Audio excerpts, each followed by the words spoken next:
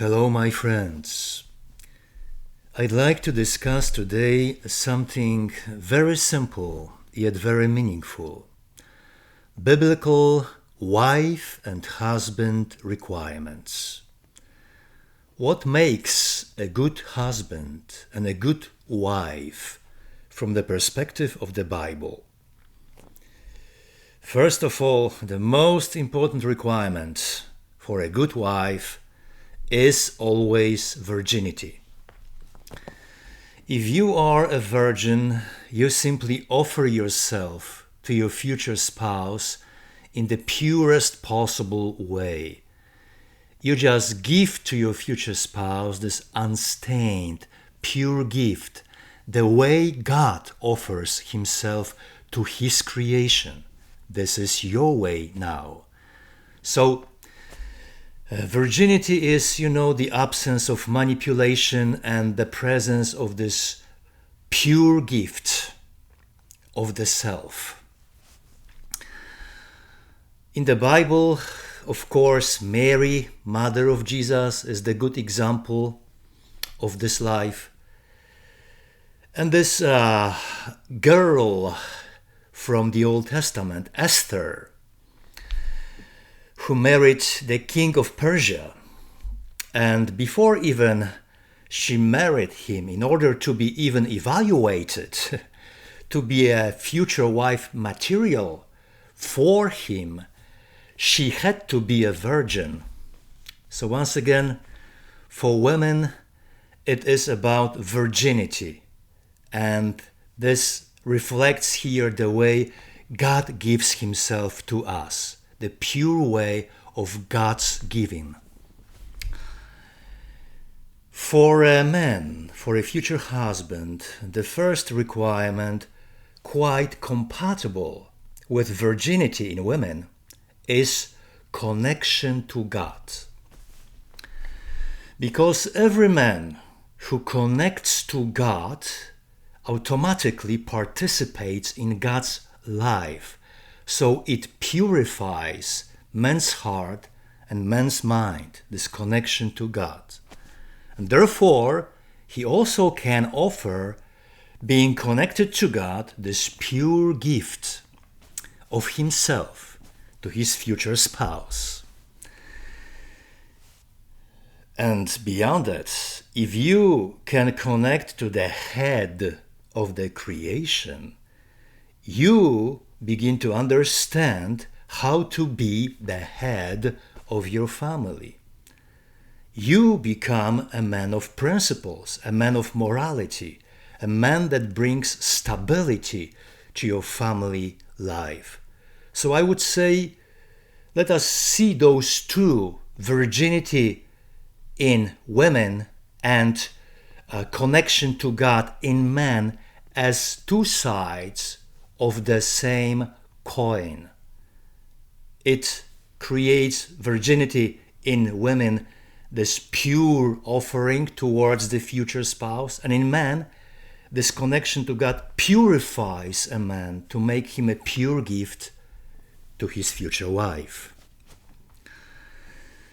The examples of connection to God in the Bible, there are many of them. Moses, Abraham, probably the first man, Adam, is the best example because, he was connected and he lost this connection.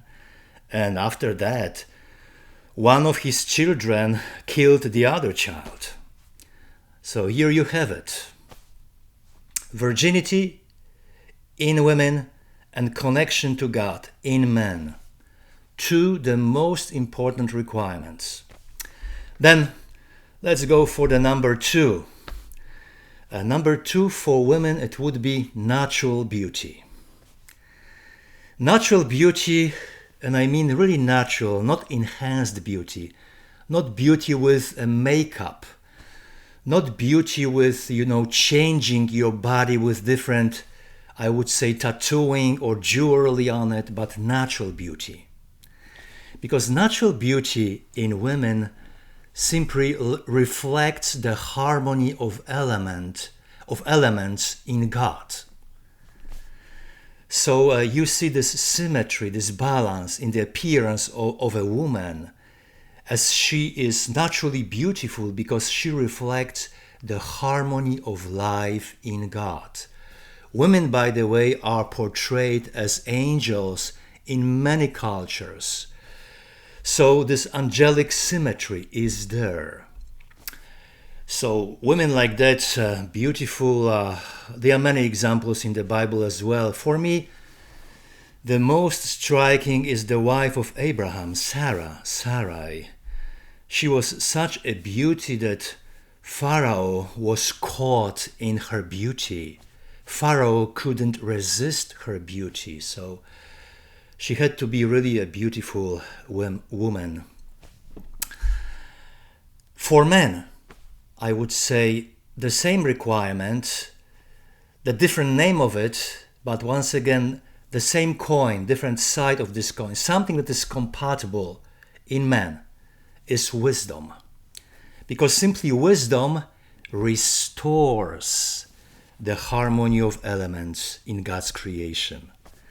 So this practical wisdom in man, which can be seen in Solomon, for example, the king of Israel, is all about, being able to repair everything. You can repair a microwave in your house, and you can repair a nation. And if your car is not working, you can make it work. It restores the harmony of elements in your car. So as you can see, natural beauty for women is all about the reflection of the harmony of elements, the way God intended, the way God designed. For man, it will be about restoring that harmony of elements in creation through wisdom. The next thing for women and men, first for a wife, a good requirement for a wife is, I would say, there are many, but I want to give you only 3 for women and 3 for men. So I would say the ability to procreate is number 3 for women.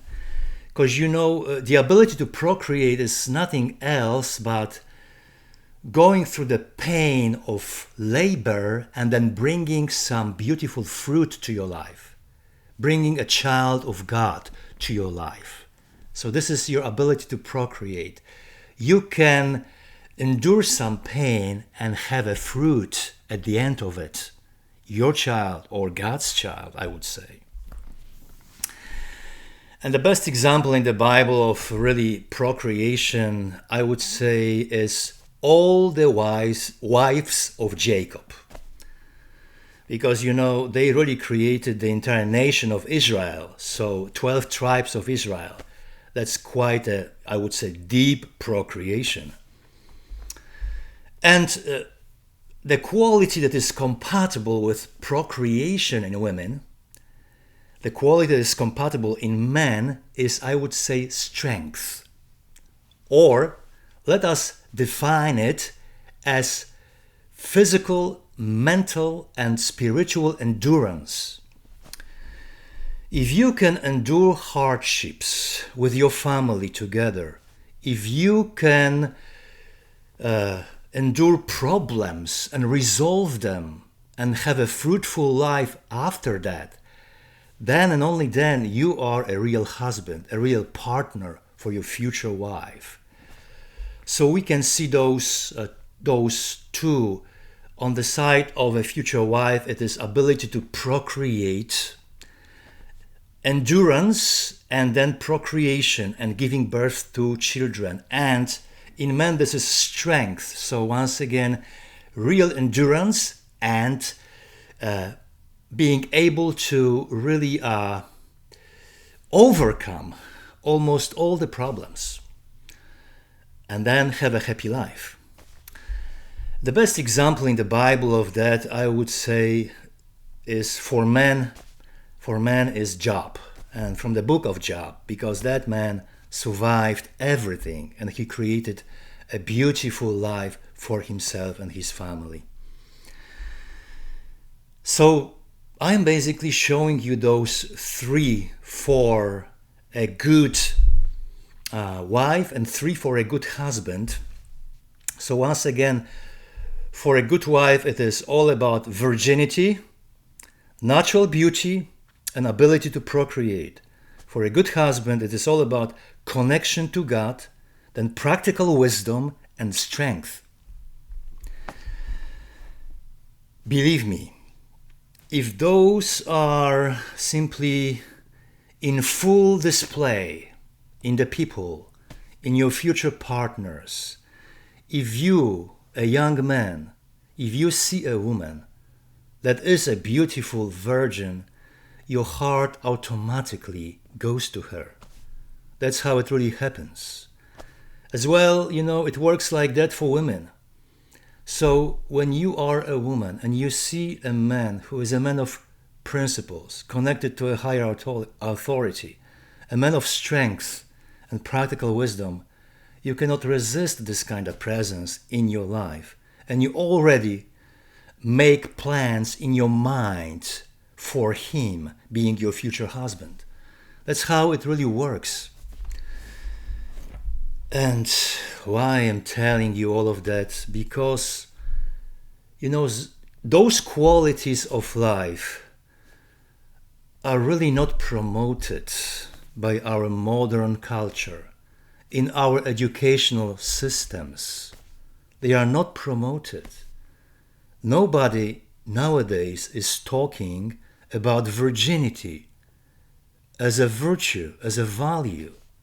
Everybody in the schools, they are talking about promiscuity. Nobody is talking about natural beauty, but everybody is changing their physical appearances by all those artificial enhancements, a lot of tattoos, a lot of piercing and all that stuff.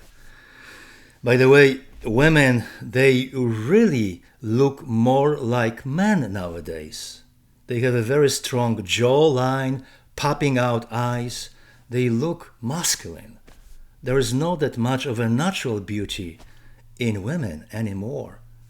And then you have this, ability to procreate. Give me a break. Everybody is running away from children nowadays. People don't want to have kids. As for men, find me a strong man. Men are weak. They are passive.